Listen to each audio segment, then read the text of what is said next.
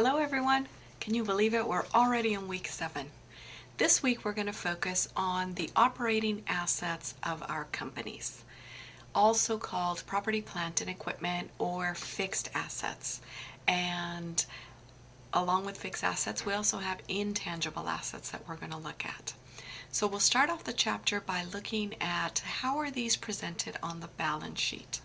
Historical cost, fair market value, so we'll do some exercises to determine that. In addition, we'll work on journal entries for acquiring assets, and you'll want to remember that we purchase these assets in order to generate sales. So these are not like inventory where we purchase them for resale. These are the actual equipment that we're using in our business so that we can operate our business and generate sales. All right? So we're going to look at 3 methods of depreciation. And the first thing we should talk about with depreciation is that depreciation is not replacement cost, or it's not setting aside money to buy more assets. All it really is recovering the cost of the asset over its useful life. Okay? Nothing more. It's that simple.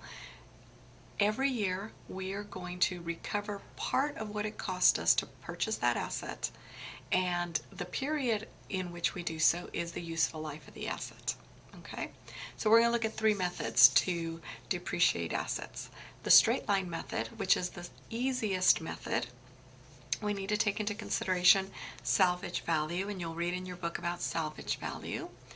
The other method that we're going to use is the units of production method.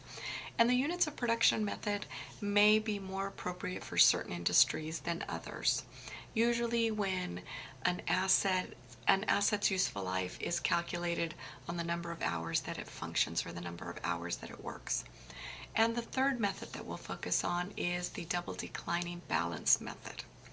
All right, we're also going to spend some time and discuss the differences between what sorts of expenses should be capitalized in order that they can be depreciated, or what sorts of expenses or expenditures should be treated as period cost and they go directly to the income statement and get expensed. All right, and we'll finish up the chapter with disposals. What kinds of entries do we need to make when we dispose of these operating assets, and how does that affect our financial statements? So this is a really good chapter. I think you'll really enjoy looking at the 3 methods and comparing how the 3 different methods affect our financial statements. So good luck everyone. Have a good week.